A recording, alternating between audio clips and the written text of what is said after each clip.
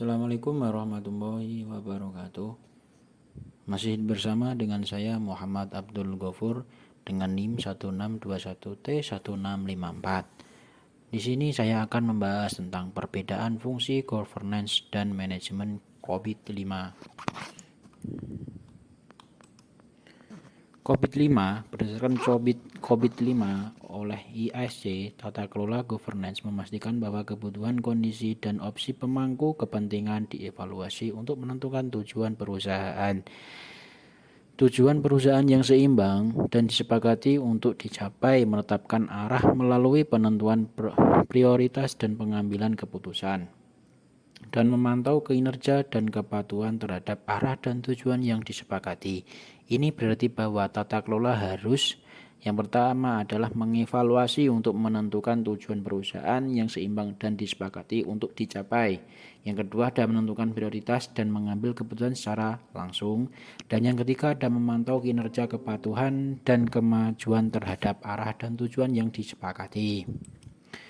Ini berarti bahwa tanggung jawab utama tata kelola adalah untuk mengevaluasi, mengarahkan, dan memantau Evaluated Directs and Monitor IDM.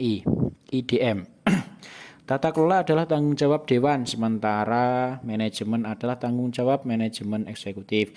Hingga saat ini, COVID adalah suatu-satunya kerangka kerja komprehensif yang memantau perusahaan dalam mencapai tujuan tata kelola dan memanajemen TI perusahaan. Menyadari manfaat sambil mengoptimalkan resiko dan sumber daya berdasarkan 5 prinsip utama dan 7 kemungkinan. COVID mendukung tata kelola dan manajemen TI secara holistik. Prinsip-prinsip utama meliputi memenuhi kebutuhan pemangku kepentingan yang mencakup perusahaan dan ujung ke ujung, menerapkan kerangka kerja tanggung terintegrasi, memungkinkan pendekatan holistik, dan memisahkan tata kelola dari manajemen. Governance. Pada keterangan di bawah ini akan dijelaskan perbedaan antara governance dan manajemen. Yang pertama ya ada secara singkat perbedaan antara governance dan manajemen dapat dilihat dari aktivitas, struktur organisasi, dan tujuannya. Yang kedua ada COVID membuat perbedaan yang jelas dengan governance, memastikan kebutuhan, kondisi, dan pilihan pemangku kepentingan terpenuhi dengan evaluasi untuk menentukan tujuan perusahaan yang seimbang dan telah disepakati untuk dicapai. Yang kedua adalah menetapkan arah melalui penentuan prioritas dan pengambilan keputusan, memantau kinerja dan kepatuhan terhadap arah dan tujuan yang disepakati. Pada kebanyakan bisnis, tata kelola merupakan tanggung jawab dari dewan direksi dan bawah pimpinan ketua.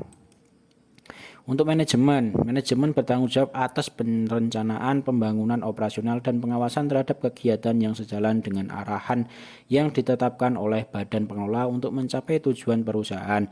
Di sebagian besar perusahaan, manajemen adalah tanggung jawab manajemen eksekutif bawah pimpinan atau CEO. Tata kelola dan manajemen memiliki berbagai jenis kegiatan dengan tanggung jawab yang ada mengingat para tata kelola memerlukan serangkaian interaksi governance dan manajemen untuk menghasilkan sistem tata kelola yang efisien dan efektif.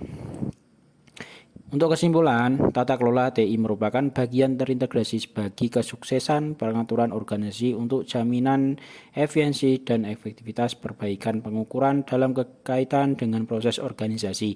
Tata kelola TI memungkinkan organisasi untuk memperoleh keunggulan penuh terhadap informasi keuntungan yang maksimal, modal peluang, dan keunggulan kompetitif dalam bersaing dengan menggunakan 3 prinsip utama, yaitu sebuah framework IT governance, well-endorsed CISR MIT. COVID merupakan framework Christing yang paling dekat dalam memenuhi prinsip-prinsip utama sebuah IT governance framework. Terima kasih sudah mendengarkan presentasi dari saya. Bila ada salah kata atau yang kurang berkenan, saya mohon maaf. Bila ada tambahan bisa tulis di kolom komentar. Jangan lupa like and subscribe. Wassalamualaikum warahmatullahi wabarakatuh.